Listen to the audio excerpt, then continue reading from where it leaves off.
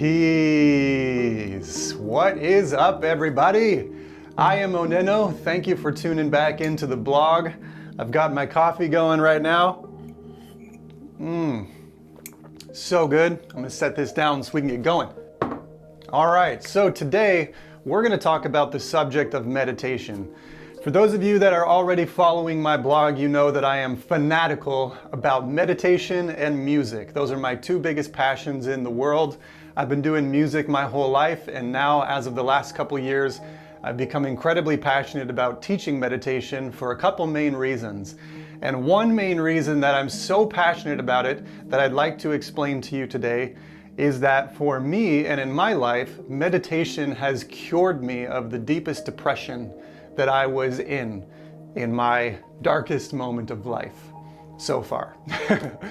But meditation gave me a type of mental space, a type of mental ease that I needed at that time.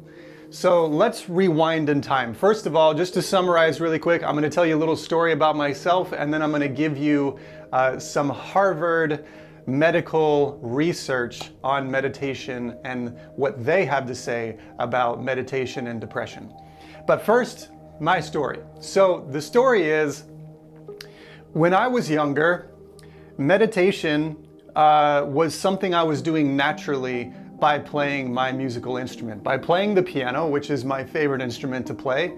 There's all this neuroscience out there that they've studied the minds of people that play piano, and they say that it puts both of your hemispheres into a pattern of mental coherence. That's the medical term that they use when they're talking about both of your hemispheres communicating with each other. And essentially you are bridging your whole brain into one cohesive unit. And that's why they use the word coherence.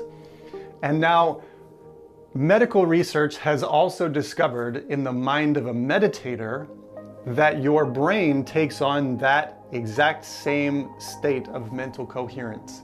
And so that's why some people term this mental state as being in flow, as being in that flow state where you are just incredibly focused, incredibly powerful, and productive here in the present moment. So meditation, for me, before I found meditation, when I was in this depression, I needed to find a different form of meditation, because playing music at that phase of my life was not giving me the mental ease that I was looking for. It was not helping me in that same way.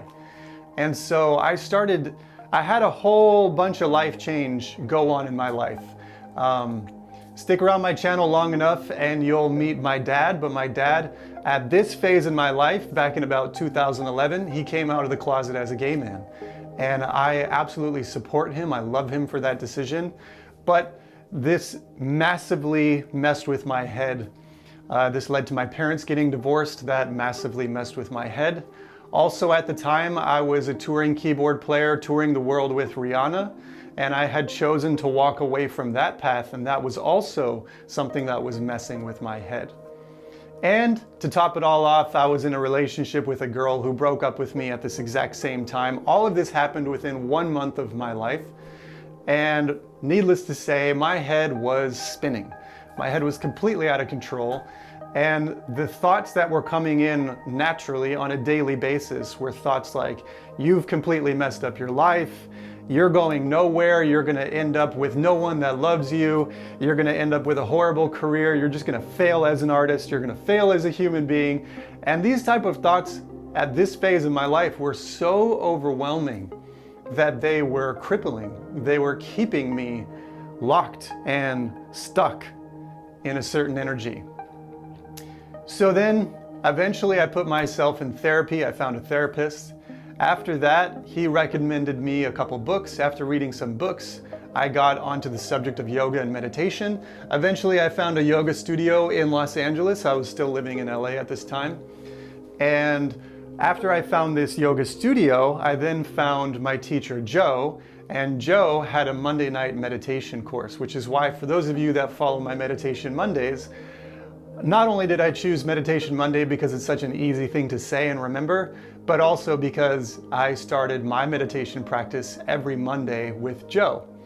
And so Joe had this way of communicating and keeping your mind focused and not letting your brain get lost in these worry thoughts that would come up in the middle of the meditation.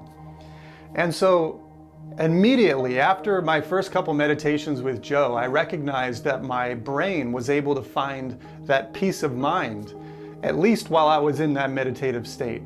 If I got out of that class and I immediately felt the depression set back in, I at least had an awareness that there was a moment of time where that depression was gone. And so that's what kept me coming back to meditation, was that I was cured of my depression, at least while I was in meditation. So then the goal became, how do I cure myself of meditation across the board? Or cure myself of depression through meditation across the board? So now, let's jump to the end of my story, and then I'll share with you the Harvard research that I just found. So the end of my story is that it took time. This is not something that happened immediately, but after a brief period of time, I'm talking like maybe just 1 year or a year and a half of consistently practicing meditation at the very minimum once a week, and in the real flow, I was practicing every day. And by just sitting in meditation for 10 minutes every day, it gives your brain that little bit of stress relief that you are desperately craving. And it goes a long way. And over time, I established this ability within me to perceive the negative thoughts that are going through my mind space and to let them move along. Instead of believing that they're real, taking them into my being and unpacking them with a storyline, I would just recognize, oh, there's a really ridiculous negative thought that just entered my headspace, and I would let it move forward, recognizing that I am not my thoughts, and I do not have to unpack that thought if I do not desire to. So to wrap up this video, let's talk about the science. I've got an article right here. I'm going to put a link in the description down below. This article was written by a woman named Julie Corliss. I hope I'm saying her name correctly. And this was written back in 2014. She's writing on the Harvard Health blog on harvard.edu. And I just wanted to read you a couple excerpts from her article. So the main thing is she's talking about a study of meditation that was curated by Johns Hopkins University in Baltimore, Maryland. So Johns Hopkins University, she says, quote, their findings suggest that mindful meditation can help ease psychological stress like anxiety, depression, and pain. And she's talking about a group of over 47 studies that they did on meditation. She goes on to talk about somebody called Dr. Elizabeth Hogue, who is a psychiatrist at the Center for Anxiety and Traumatic Stress Disorders at Massachusetts General Hospital, and an assistant professor of psychiatry at Harvard Medical School. That is a tongue twister. Dr. Elizabeth Hogue says that mindfulness meditation makes perfect sense for treating anxiety. Quote, people with anxiety have a problem dealing with distracting thoughts that have too much power. They can't distinguish between a problem-solving thought and a nagging worry that has no benefit. If you have unproductive worries, Dr. Hogue says, you can train yourself to experience those thoughts completely differently. And my personal experience with meditation totally backs that up. It's not that everything changes in an instant, but it's that over time, imagine it like building a muscle, right? When you build this muscle, what is this muscle that you're building? You're building the ability to allow a thought to come into your mind space and not immediately identify with it and immediately unpack it and bring it into yourself and make a whole storyline about it.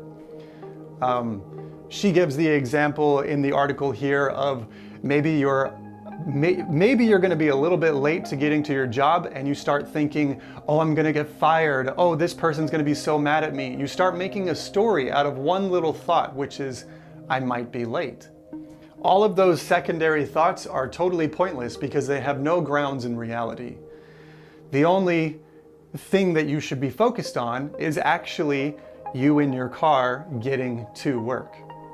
So one of the last tiny paragraphs from this article I wanted to read is another quote from Dr. Elizabeth Hogue, and she says, one of her recent studies found that a mindfulness-based stress reduction program helped quell anxiety symptoms in people with generalized anxiety disorder, a condition marked by hard-to-control worries, poor sleep, and irritability. And God knows that's exactly the symptoms that I was going through a couple years ago on my path. So to summarize, first of all, if you want to read that article, it's going to be in a link down below in the description. But to summarize now, meditation has given me the ability to distance myself from my negative, worrying mind, the monkey chatter brain that just won't stop. Hello. Meditation has given me a way to disconnect from those horribly negative thoughts. It's like putting distance between myself and this negative entity. If you want to think of these negative thoughts like another person speaking to you, and you just happen to be hearing all these negative thoughts, then it's like taking a big step of distance between you and that person, to the point where even if the person's shouting, they're so far away that it's really hard to hear those negative thoughts.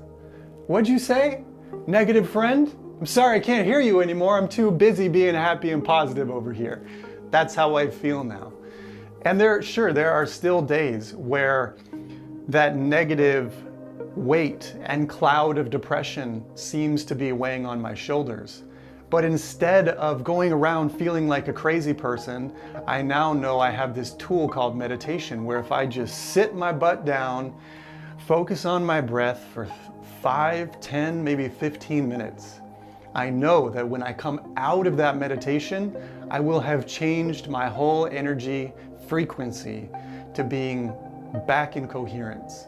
And then when you go forward from there, you can manifest your life in the most amazing of ways. And when you're in that level of coherency, the whole universe begins to move towards you. You become a clear point of attraction for the whole universe to move towards. So that's where I'm going to wrap up this video. I would love to hear a question from you or a comment from you. Leave it down below so I can know how you're resonating with this subject. And if you're new here, click the like button, click the subscribe button.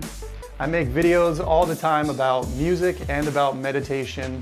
And until I see you again along the journey, oneness in sound, I am OnenO. Peace out, y'all.